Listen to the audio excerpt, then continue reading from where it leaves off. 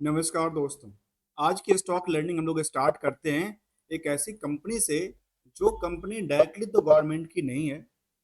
Indirectly देखा जाए तो गवर्नमेंट की कंपनी है। इंडियन ऑयल कॉर्पोरेशन की सब्सिडरी कंपनी है और ये कंपनी चेन्नई पेट्रोलियम के नाम से फेमस है। मार्केट में कहती है गोल्डन जुबली रिफाइनरी कंपनी।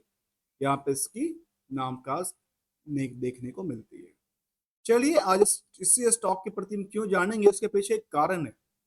कारण ये है जो इस स्टॉक की चार्ट के आकलन करेंगे। इस चार्ट के आकलन के बेसिस पे ये लगता है स्टॉक ग्रोइंग कैटेगरी के अंदर आ सकती आ रही होगी शायद। ग्रोइंग कैटेगरी के अंदर क्यों आ रही है उसके पीछे कारण है जो स्टॉक में जब चार्ट के आकलन करें तो चार्ट में लगातार लगातार ही सिलसिला क्या है, बढ़ने का सिलसिला है।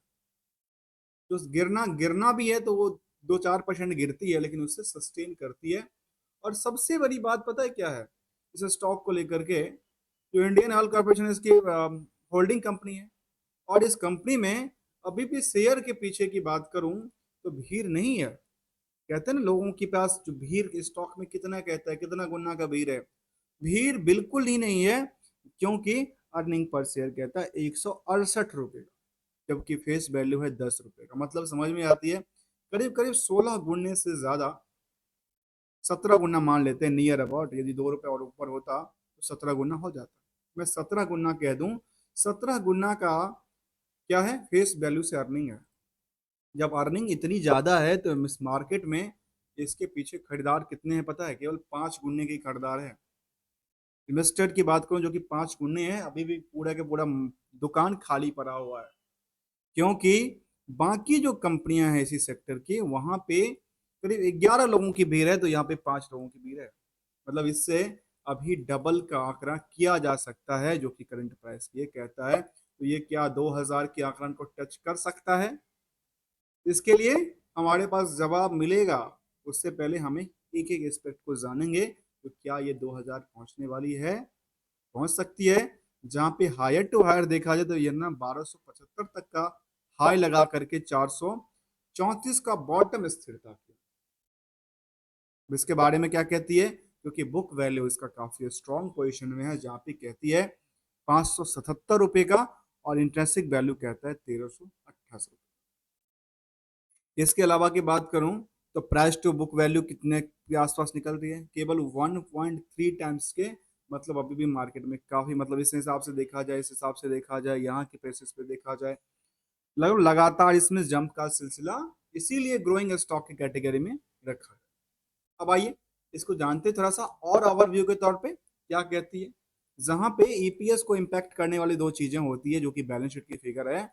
ईपीएस वो पार्ट जो कि पीएल की पार्ट जो एक दिखावा होता है, और दिखावा के पीछे जितना भी दिखावा किया गया, भले सरकार की हो, प्राइवेट हो, आम प्रमोटर की हो, जितना भी पीएल निकला उस पीएल के बेसिस पे क्या कहता है, नंबर ऑफ शेयर से डिवाइड कर दीजिए तो ये एग्जैक्टली अमाउंट आता है जिसका नाम है ईपीएस।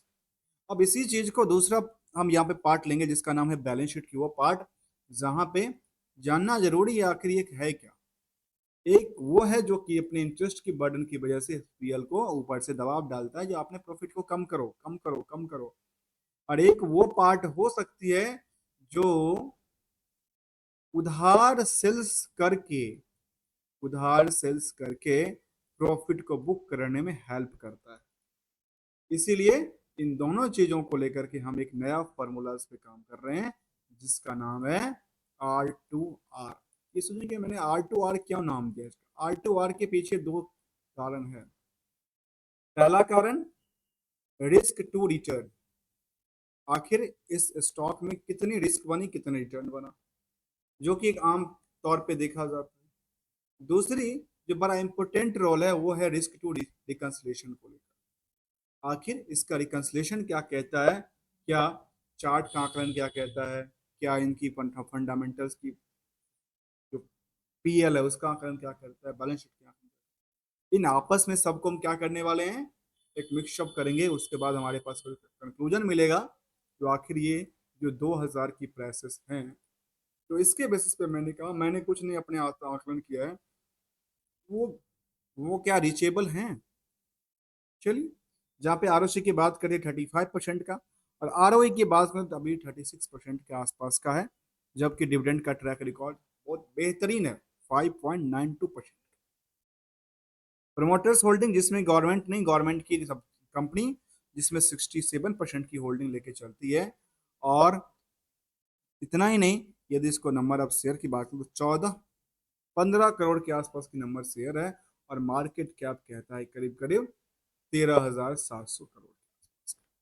चलिए, ये जो समरी डेटा है, इस समरी डेटा के पीछे की हम एक एक स्टेप बाय स्टेप जानेंगे, आखिर इन सबसे लिंक क्या कहता है, तो इनका पोटेंशियल क्या बनता है, जो कि Chennai petroleum corporation limited is the business of the refinery crude oil to produce and the supply various petroleum products and the manufacture and the sale of the lubricating oil and the additives की बात करती नजर आती है। तो चलिए थोड़ा सा स्टार्ट करते हैं, इसके वेबसाइट से भी चलते हैं, वेबसाइट के साथ साथ और कुछ देखते हैं। वेबसाइट्स के बारे में कहती है, अच्छा खासा वेबसाइट उन्होंने बना रखा है। परफॉर्मेंस ड्राइवन डाइवर्सिफाइड की बात करती है, empowering society for the better tomorrow की बात करती है, ऐसे कहते हैं एक्सपेंडिंग हॉरिजॉन एनेबलिंग ग्रोथ, जिसमें कहती है कि हमारे पास सेफ्टी हेल्थ एंड एनवायरनमेंट पे भी हमारा कामकाज है। इसके अलावा उन्होंने एनुअल रिपोर्ट और बाकी सारी चीज़ों की इंफॉर्मेशन दिया है। एक नज़र डालते हैं इसकी बिजनेस मॉडल को। बिजनेस बारे में कहती है कि हमारे पास क्या क्या है, कहती है रिफाइनरीज, मनाली रिफाइनरीज, कवरीज मशीन्स रिफाइनरीज हैं, ऑपरेशंस के काम, प्रोजेक्ट के काम, R&D का काम, TPM का काम काज करती है। अब इसके साथ ज्वाइंट वेंचर की बात करती, कहती है कि इंडियन एडिटिव्स लिमिटेड हमारे पास है, जो कि ज्वाइंट वेंचर हम लोग काम करते हैं। इसके अलावा प्रोडक्ट की बात करते हैं, यहाँ पे फ्यूल एंड ल्यूब्स की बात करती है, स्पेशली स्पेशलिटी प्रोडक्ट की कंपनी कामकाज करती नजर आती है। तो चलिए अब आते हैं अगले ब्लॉक की तरफ, जहाँ पे हम देखेंगे इसको एक एक एस्पेक्ट अब आखिर क्या कहती है। जहाँ पे हमने कहा कि चार्ट में लगातार ग्रोइंग स्टॉक चार्ट रही है। अब यहाँ पे ये भी देखने को मिलता है कि यहाँ पे प्रेशर्स चल रही है कुछ दिनों से। अब क्या है, साइडवेज था, प्रेशर था, क्या कहना चाहता है, हम उसको वॉल्यूम के बेसिस पे केवल देखेंगे, क्योंकि ट्रेंडिंग हमारे पास केवल वॉल्यूम ही दिखता है। बाकी आप चाहो तो जितना मन करे इतना इंडिकेटर्स यूज कर लो, सुपर ट्रेंड लगाओ, स्विंग लगाओ, वॉल्यूम लगाओ, जितना मन करे लगा सकते हो, लेकिन हम केवल केवल वॉल्यूम पे देखो कि मार्केट में वॉल्यूम क्यों लेते हो। उसके पीछे भी कारण है। कारण ये है जो नंबर ऑफ शेयर यहाँ पे लिमिटेड है, क्योंकि इसी में किसी के पास 10 लाख है, किसी के पास 20 लाख है, वही मार्केट में क्या करेंगे, बेचने आएंगे और वही खरीदने आएंगे। इसीलिए हम वॉल्यूम की बात करते हैं, आखिर वॉल्यूम कितने लोग आप पे इंटरेस्टेड होके आ रहे हैं खरीदने और बेचने को।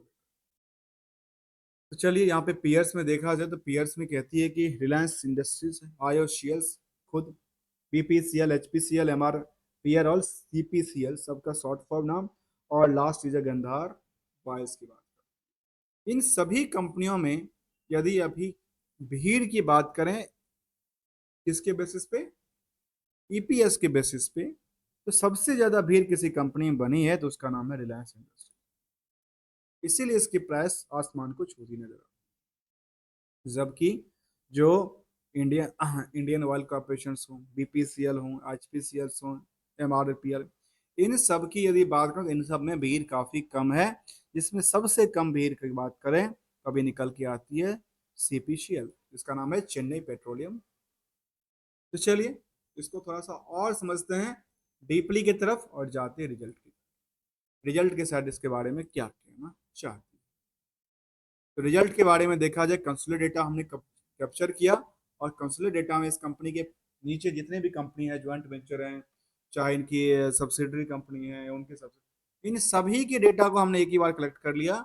और ये भी देखेंगे आखिर सेगमेंट वाइज में, जो यहाँ पे कहती है तो रिलायंस इंडस्ट्री, मुझे लगता है कि तो इंडिया में 2-3 कंपनी ऐसी है जो इंडिया के कोई ऐसा बिजनेस नहीं, दुनिया के कोई ऐसा बिजनेस ही नहीं जहाँ पे काम काज ना, जिसमें एक रिलायंस इंडस्ट्रीज, एक Adani enterprises, third is the government खुद मान लीजिए, फोर्थ इज मानिए कौन है, बिरला साहब ग्रुप है, ढेर सारी कंपनीज हैं, टाटा की टाटा सन्स वाले ग्रुप्स, जो कि दुनिया के कोई काम ही नहीं है जो काम नहीं करते हैं। आपके घर तक सब्जी पहुंचाने की बात करें तब भी सब करते हैं। फिलहाल हम यहाँ पे सब्जी नहीं पहुंचाने वाले हैं, फिलहाल हम यहाँ पे काम करने वाले हैं इसके रिजल्ट। यहाँ पे रिजल्ट इसीलिए हम क्या जानने वाले हैं, एक सेगमेंट वाइज जानना जरूरी है क्योंकि सेगमेंट वाइज में किसका रेवेन्यू क्या कहता है और वही उसका आकलन कहता है कि सबसे ज्यादा टॉप पे कौन है। तो यहाँ पे देखा गया कि सेल्स को लेकर के मैनेजमेंट की परफॉर्मेंस लेवल क्या कहती है। यहाँ कहती है लगातार यहाँ पे बिल्डअप है, कहती है जो खास करके मेरी नजर सबसे पहले जाती है 2023 के जून में। उसके बाद हम आते हैं कहाँ पे, 22 के जून में जाती है, फिर हमारे 23 में जून में आती है, फिर हम आते हैं 24 के जून। इन तीनों आंकड़ों को देखा जाए तो सबसे मुझे बेटर लगता है जिसका नाम है जून 22 का। जून 22 में सबसे बेहतर परफॉर्मेंस किया था। उसके बाद की बात जून 24 में परफॉर्मेंस किया। जून 23 में उसके उतने लेवल पे परफॉर्मेंस नहीं, इसको कह सकते हैं कि वाई वाई में अच्छी ग्रोथ किया from the time of for the time being. जबकि ऑपरेटिंग प्रॉफिट के बारे में कहती है 6% से घट के 4% हो जाती है, और क्यू और क्यू के बेसिस पे कहती है जो ये भी 6% से गिर के 4% पे अटक जाती है। जब ये सब अटकती है क्या अदर इनकम साइड भी है, कहती है अब इसलिए है जो अदर इनकम साइड इनके पास कुछ खास नहीं हुआ करता था, और धीरे धीरे धीरे इनका बढ़ने लगा, और वो भी करीब 20 करोड़ तक की, इनकी कह सकते हैं कि 20 करोड़ तक का आंकड़न को टच करने वाली है। जब टच करने वाली है तो प्रॉफिट के आंकड़न में क्या कहती है, कहती है ईयर ऑन ईयर बेसिस पे देखें तो 556 करोड़ के बेसिस पे 357 करोड़ ही प्रॉफिट बुक कर दिए, जबकि सेल्स में ग्रोथ थी, ऑपरेटिंग एक्सपेंसेस में लंबी गिरावट थी, इसके अलावा और कुछ, तो कहती है हाँ बिल्कुल अदर इनकम साइड लगातार बढ़ी है पिछले साल से वाई वाई के बेसिस पे। तो इसके बारे में परसेंटेज ऑफ आंकड़ा क्या है, देखिए परसेंटेज के लिए हम अपनी कोई फॉर्मूला यूज नहीं कर रहे हैं, केवल और केवल हम गूगल फाइनेंस की हेल्प से देखते हैं वो क्या आंकड़ा देता है। वो आंकड़ा देता है कि यहाँ पे रेवेन्यू मॉडल में कहता है, और वो क्या कहता है, सेल्स को लेकर कहता है करीब 15% की उछाल आई year on year basis for the same quarter को लेकर के, अर्थात यदि हम जून वाले 23 के क्वार्टर को अभी के इस क्वार्टर से कंपेयर करें और इसकी टाइम को इसके टाइम से कंपेयर, अभी हम इस दोनों को कंपेयर ये देखने को आई। दूसरी तरफ कहती है एक्सपेंसेस पार्ट को लेकर के 7% से ज्यादा की उछाल आई, और इतना ही नहीं, और बाकी सारी चीज कहती है कि ये दो चीज तो अच्छी खासी देखने को मिली जिसकी वजह से बाकी सारी चीजों में गिरावट हो गई। मतलब सेल्स आपने किया लेकिन आपके सेल्स के बेसिस पे आपकी प्रॉफिट मार्जिन नहीं हुई तो प्रॉफिट नहीं हुआ, जिसकी वजह से नेट इनकम क्या होता है 35% गिर जाता है, और इतना ही नहीं नेट प्रॉफिट मार्जिन भी करीब 44% की गिरावट ही दर्ज करती नजर आ। चलिए इसी आंकड़ा को थोड़ा और आगे चलते हैं और ये समझते हैं जो कंपनी 1965 में बनी थी कंपनी, और एम्प्लॉय की बात करें तो यहाँ पे कहते करीब 1400-1500 के आसपास ही एम्प्लॉयड है कंपनी में। आगे आंकड़ा क्या कहता है तो इसके बारे में बीटा हुई देखा करीब 30% की गिरावट है। तो ईयर ईयर बेसिस पे क्या आंकड़ा निकल के आती है उसका भी आंकड़ा करते हैं। ईयर ऑन ईयर बेसिस पे देखने को मिलती है जो मैनेजमेंट ने जिस हिसाब से कामकाज किया है वो कामकाज क्या कहता है, वो कामकाज कहता है क्या काबिलियत तारीफ है या नहीं है, कहते हैं नहीं, नहीं है क्यों, क्योंकि 22 से तो 23 में अच्छी खासी आपने काम किया, लेकिन 23 के बाद आप थोड़ा सा डगमगाए, अर्थात 10,000 करोड़ कम नहीं होता इसमें आपने गिरावट। तो इसी वजह से देखा गया तो ऑपरेटिंग प्रॉफिट में कोई फर्क नहीं पड़ा, लेकिन नेट प्रॉफिट में फर्क पड़ा क्योंकि आपने सेल्स ही कम कर दिया। सेल्स कम करने की वजह से जो अपने 3500 करोड़ के आसपास की सेल हुआ करता था वो 2700 करोड़ पे आकर के अटक गई। इसके पीछे यदि हम परसेंटेज वाइज को देखें वो भी आंकड़ा करते हैं, उसके बारे में देखा जाए तो हम देखें तो कहती है 23 और 24 के आंकड़ा में ये देखिए इनकी चार्ट सीधे सीधे क्या कहती है, गिरती नजर आती है, जबकि पिछले पीरियड से अच्छी खासी जंप थी, लेकिन इस पीरियड से पिछले नेट पिछले साल से उन्होंने कोई ग्रोथ लेवल नहीं दर्शाई है। इसके बारे में कहती है यहाँ पे क्या पता है, कहती है सेल्स में 13% से ज्यादा की गिरावट हो गई, इसके बाद कारण ऑपरेटिंग एक्सपेंसेस 7% गिर गया, नेट इनकम करीब 22% गिर गया, और जो नेट प्रॉफिट मार्जिन थी वो भी करीब 10% से गिरती हुई नजर आई, और बाकी सारी चीज भी रिस्पेक्टिवली 23% से लेकर के 26% तक की धूलकान में गिरती नजर आई। चलिए, यहां तक यदि गिरती है, ये कहता है गिरती है, इसका चार्ट आकलन करके देखें तो चार्ट आकलन इसका ये कहता है यहाँ से यहाँ, और यहाँ से यहाँ, यहाँ से यहाँ, और यहाँ से यहाँ, मतलब इनसे लेकर के यहाँ तक तो क्या था, ब्रेक इवन पॉइंट कहाँ बनाती है? ब्रेक इवन पॉइंट हमारे पास दो जगह पॉइंट बनती है। एक तो ये पॉइंट बनती है जहाँ पे 2 सालों को डेटा कैप्चर करता है, एक इन दोनों ब्रेक इवन पॉइंट से ऊपरी सतह पे ट्रेंडिंग कहता है, और चार्ट भी इसका इसी आंकलन से कहता है, जिसको छोड़ के आंकलन इसी कहता है कि मार्केट में कई बार थोड़ी सी गिरावट चढ़ावट तो चलती रहती है, जैसे हमने देखा यहाँ पे मार्केट में कई बार ये सब चलती रहती है, लेकिन ऑन एवरेज क्या कहता है? ऑन एवरेज कहता है कि यहाँ पे ग्रोइंग साइड के लिए खुलता नजर आता। आइए इस चीज को देखें कि प्रॉफिट हमेशा एक बुक किया हुआ वैल्यू है, इस बुक किए हुए वैल्यू को लेकर के हमें क्या जानना जरूरी है? एक बैलेंस शीट को हम आंकड़ा करेंगे जहां पे हमें आर टू आर को लेकर के हमारे पास कुछ कंक्लूजन निकल के आएगा, उस कंक्लूजन के ऊपर जाएंगे। उससे पहले एक नज़र हम डालते हैं बैलेंस शीट। तो बैलेंस शीट में निकल के ये आती है, हमारी सबसे पहले नज़र जाती है बोरोइंग्स को लेकर के, जहाँ पे देखने को आई जो बोरोइंग्स इन्होंने अपनी कम करते नजर आए। अब कम कहाँ से कर रहे हैं? क्या इन्होंने अपनी संपत्ति को बेच रहे हैं? तो कहती है नहीं, इनका फिक्स एसेट में बहुत बड़ा फेरबदल नहीं हुआ, अदर साइड में नहीं हुआ, अदर साइड नहीं हुआ, लेकिन कहाँ हुआ? कहीं नहीं हुआ। अर्थात ये अपने पास, इनके पास फंड अच्छे खासे पड़े हुए थे जिनको इन्होंने क्लोज। आइए इसको देखें इसके बारे में क्या क्या। यहाँ पे देखा गया फिक्स एसेट अच्छी खासी है, जो मार्केट में इनके उधार पड़े हुए पैसे हैं, उधार की बात जहाँ पे हम रिस्क की बात करते थे हमेशा, उधार कहती है नियरली, इसको हम 450 करोड़ मान लेते हैं। 450 करोड़ का आकलन का पैसा कब आता है? कहते हैं हमारे पास पैसा तो कोई रिस्क ही नहीं है, 3 दिन में पैसा हमारे पास आ जाती है। बहुत अच्छी बात है, कुछ रिस्क नहीं है, लेकिन तब भी एक चीज के लिए हम कंपेयर करें, किस चीज को लेकर के? इनकी जो 450 करोड़ के आंकड़ा है उसको प्रॉफिट से आकलन करके देखिए, तो यहाँ भी आंकड़ा ये कहता है कि 450 करोड़ में इनके पास प्रॉफिट जो उन्होंने अभी तक बुक किया वो काफी गुना डेटर से ज्यादा है, अर्थात इनकी कोई भी चिंता की बात ही नहीं, यहाँ पे कोई रिस्क ही नहीं है। रिस्क तो रिस्क कहता है जीरो।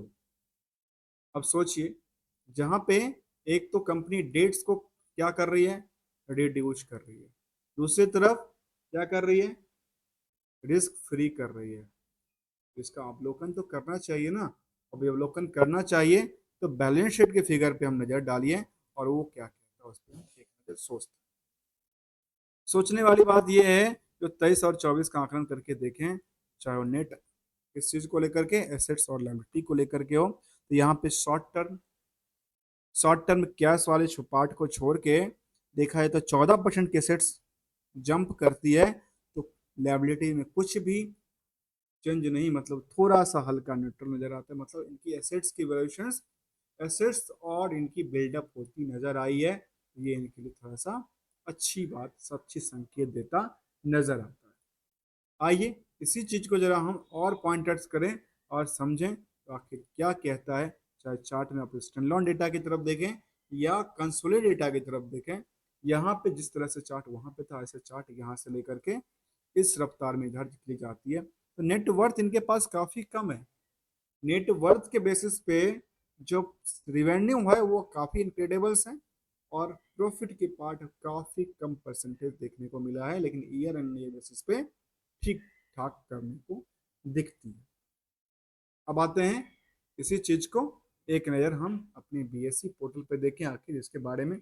यहाँ पे आज की बात करें, ट्रेडिंग सेशन की बात करें, तो यहाँ पे 5% की से ज्यादा की गिरावट दर्ज। कई सारे सवाल होंगे, आखिर ये स्टॉक में इतनी अच्छी मोमेंटल थी, यहाँ गिरावट क्यों हुई? दोस्तों ये जो चीज है ना, गिरावट गिरावट और चढ़ना, ये आपस में एक तालमेल है। कहते हैं, एक आम तौर पे कहावत है, जो प्रॉफिट लेना है तो लॉस भी होना ही है। क्यों, कैसे, उसके पीछे कुछ कारण है। कारण ये है, जो स्टॉक में जब रैली चलती है तो बड़े प्लेयर आते हैं।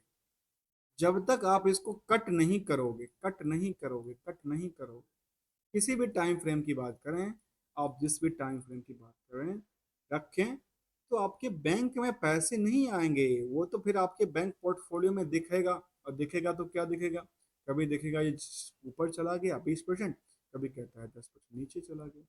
अब कट करने के बाद आपने 20% पे कट मारा तो आपके पास तो कट 20% आ गया ना। यही मार्केट की स्ट्रेटजी है। इसीलिए यहाँ पे एक मास्टर रूल भी अप्लाई होता है, उसके लिए हम आगे डिस्कस करेंगे। यहाँ पे देखते हैं कंपनी को लेकर के डिविडेंड और बाकी पार्ट को हम देखेंगे, पहले आते हैं ओनरशिप को लेकर के। उससे पहले एक नज़र कुछ सेंटिमेंटल अपडेट।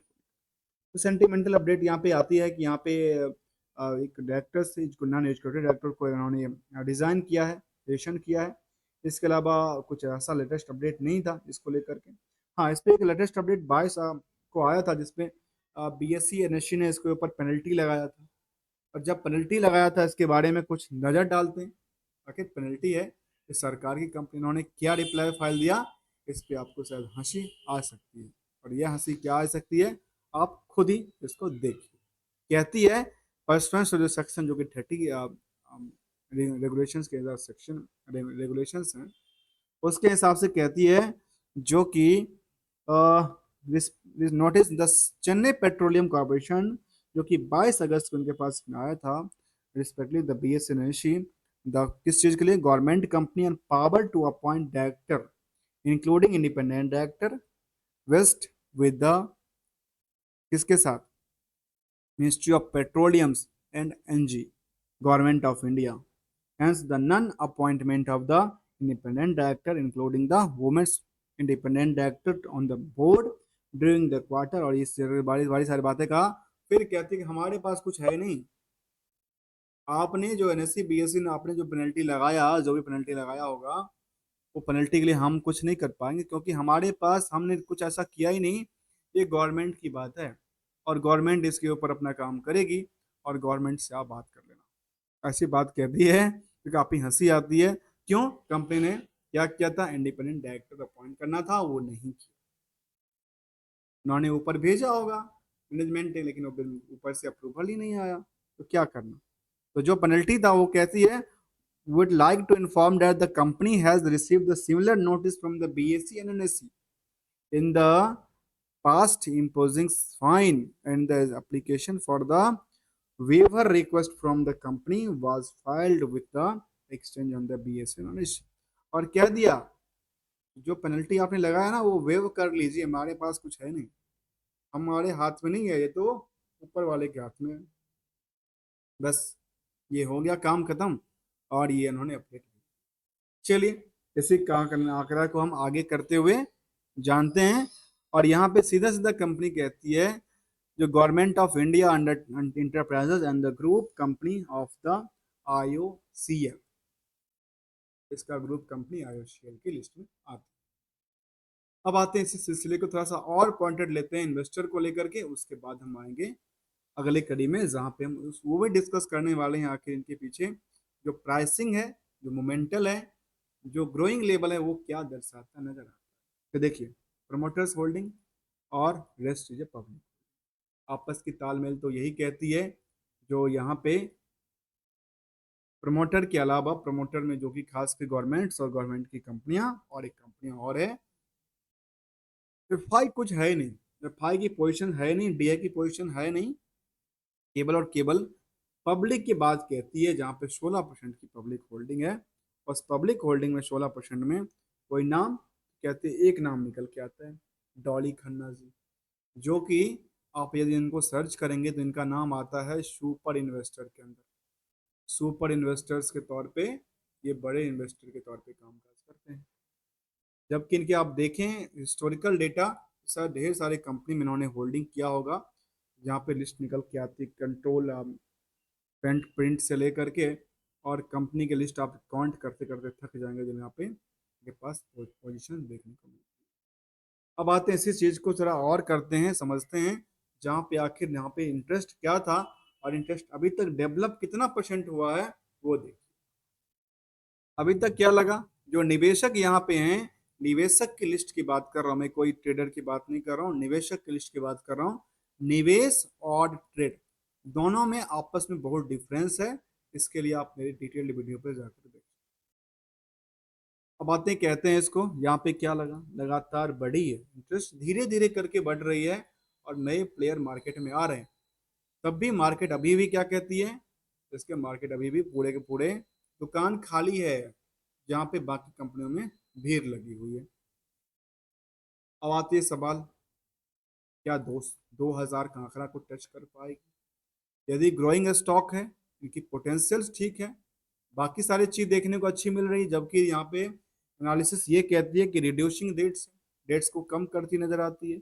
डिविडेंड का ट्रैक रिकॉर्ड अच्छा खासा कहता है, तो डिविडेंड के ट्रैक रिकॉर्ड हम ये भी देख लेंगे। इसके अलावा देखते हैं, कंपनी जो गुड प्रॉफिट की बात करती है और गुड रिटर्न की बात करती है और कैपिटलाइजेशन की बात भी, इंटरेस्ट कॉस्ट की बात करती नजर आती है, जो कि इनके लिए एक थोड़ा सा डिमेरिट देखने को मिलता है। बाकी सारी चीज़ों में इनकी चीज़ें ठीक है, तो मार्केट 2000 का 25 हो जा सकती है, 25 तो जाएगी। कैसे, इसके पीछे एक नज़र हम और डालते हैं, कहाँ पे, एक इंफॉर्मेशन है जो कि सेगमेंट वाइज हमें जानना जरूरी है। आखिर इस सेगमेंट वाइज इनके पास क्या काम, ऐसा कोई इन्फॉर्मेशन नहीं है सेगमेंट वाइज को लेकर के, तो हमें जानना जरूरी है क्या इस कंपनी में अपने बोनस को लेकर के, अपने डिविडेंड को लेकर के क्या एक्सपेक्टेशंस थी मार्केट। यहाँ पे देखने को आई जो कंपनी डिविडेंड की ट्रैक रिकॉर्ड को सोचिए, गजब का देता है। मैं इसको वर्ड कहता हूँ गजब, गजब। क्यों, इस तरह के डिविडेंड आपने किसी देखा है कब, लंबी लंबी डिविडेंड? अभी उन्होंने 19/7 को डिविडेंड दिया था, और डिविडेंड दिया था 55 रुपए का। इससे पहले कंपनी ने डिविडेंड दिया था 2023 के अंदर की बात करूं, तो वो दिया था करीब 27 रुपए का। मतलब एक साल के डेटा को देखें हैं, तो एक साल के डेटा में कंपनी ने कितना डिविडेंड दे दिया, करीब करीब 82 रुपए का डिविडेंड दे चुका है। जब 82 रुपए का डिविडेंड भी दिया है, और साथ में हमें ये भी देखने को मिला, जिनका परफॉर्मेंस लेवल भी ये भी कहता है, तो स्टॉक पिछले 5 साल में, 4 साल में, 10 साल में, 5-10 साल में 1000% तक की जंप करती नजर आई है। तो फिर 1000 आपको वो भी दे रही है, डिविडेंड भी दे रही है, जबकि इनकी जो बीएससी एनर्जी है, वो भी नियर अबाउट इतना ज़्यादा जंप नहीं किया जितना कि कंपनी ने परफॉर्मेंस लेवल किया है। आइए परसेंटेज आप देखें, और अभी तक ये भी देखें, जो आखिर कंपनी ने अपने निवेशकों को कितने परसेंट का रिटर्न बना के दिया। भले ये 5% गिरावट हो गई, कोई फर्क नहीं पड़ता, क्योंकि गवर्नमेंट ऐसे मार्केट में ट्रेडिंग बात होती है। और यहाँ पे देखा जा सकता है वॉल्यूम के लेकर के आखिर हुआ क्या। यदि आज की वॉल्यूम की बात करें हम, आज की वॉल्यूम में एक लंबी उछाल आई थी नॉर्मल एवरेज के बेसिस। अब क्यों आई, यहाँ पे बिकवाली का प्रेशर था, कोई ना कोई खरीदने वाला तो बैठा था, तभी तो खरीद रहा है स्टॉक। क्योंकि एक तरफ क्या होता है, एक तरफ, एक तरफ बिकवाली और एक तरफ खरीदारी, तभी तो मार्केट में क्या बनती है, सेटअप बनती है। तो चलिए इसी आंकड़न को चलिए और देखते हैं निवेशकों को रिटर्न की बात। पिछले एक महीने के रिटर्न में देखा है तो कुछ नॉर्म ज़्यादा नहीं है, क्योंकि पिछले कुछ दिनों से मार्केट ने क्या किया, यहाँ पे रिवर्सल लिया, और जब रिवर्सल लिया तो अभी तक इस लेवल पे नहीं आया। इसको नियर टू नियर कहते हैं, जो सपोर्ट, इस सपोर्ट के आसपास यदि आती है तो यहाँ से नई ग्रोथ फिर बन सकती है, क्योंकि इसके एक एक महीने की यदि ब्रेकआउट की भी बात करें, जहाँ पे इसने बेस बनाया था, इसके बेस की बात करें तो वहाँ पे उन्होंने बेस बना के रखा हुआ है। ऐसे 6 महीने की चार्ट की बात करें तो 6 महीने में 2%, एक साल में करीब 111%, और पिछले 5 सालों में 394%। और मैक्सिमम की बात हमने यहाँ पे किया था, जहाँ पे ये देखने को मिला था कि करीब 5 साल में इतना, और एक 10 साल में करीब करीब नियरली 900% से ज़्यादा की उछाल करती नजर आई है इस स्टॉक में। आज के स्टॉक लर्निंग हम यहीं पे ख़त्म करते हैं, जहाँ पे ये भी देखा गया स्टॉक को लेकर के, इनकी सबसे नियरेस्ट कंपनी आयुषी, MRPL और ट्रांट पेट्रोलियम्स करके आती है। आज की स्टॉक लर्निंग खत्म करते हैं, और ये हमने जानने का प्रयास किया कंपनी को लेकर के, जो कंपनी एक अच्छी पोटेंशियल के साथ मार्केट में चार्ट को आप आकलन करके देखें तो नियरेस्ट सपोर्ट इनके पास यही देखने को मिलता है, जिस प्राइस के आसपास कई बार इन्होंने सपोर्टिंग लिया है। और ये सपोर्टिंग कह सकता है, इससे पहले भी सपोर्टिंग इन्होंने लिया था, लेकिन वॉल्यूम में अब सबसे बड़ी बात पता है क्या मार्केट को लेकर, तो वॉल्यूम क्या होता है। तो वॉल्यूम में देखिए, वॉल्यूम में कुछ आई बड़ी मोमेंटम, तो वॉल्यूम के बारे में कहती नहीं नहीं नहीं, यहाँ पे बड़े जो इन्वेस्टर हैं ना वो बैठे हुए हैं। ट्रेडर इसको इसको रिएक्ट करती नजर आती, जब ऊपर ऊपर ले जाएगी या नीचे ले जाएगी। Thank you so much for joining here. अगले वीडियो में जल्दी मिलेंगे कुछ न्यू कंसेप्ट के साथ, कुछ न्यू स्टडी के साथ, कुछ नई पॉइंटेड के साथ, जहाँ पे एक बी अवेयरनेस के लिए। और एक बड़ा इंपॉर्टेंट टॉपिक जो हमने छोड़ा यहाँ पे, जिसका नाम है हमेशा, और स्टार्ट में हम स्टार्ट करते हैं जिसका नाम है टारगेट। टारगेट हमेशा देखना चाहिए, जिसमें term target plus growth target दोनों को हाइब्रिड बना दीजिए प्लस करके, तो ये जो निकलेगा। और माइंड में एक बात को हमेशा ध्यान रखने वाली बात है, कभी भी किसी सिचुएशन में, जिसका नाम है एसएल, नहीं तो मार्केट को पता नहीं है, मार्केट इज अ रिस्की, और मार्केट रिस्क के पीछे भी कुछ वजह है। यदि सब के सब बेचने चालू कर दिए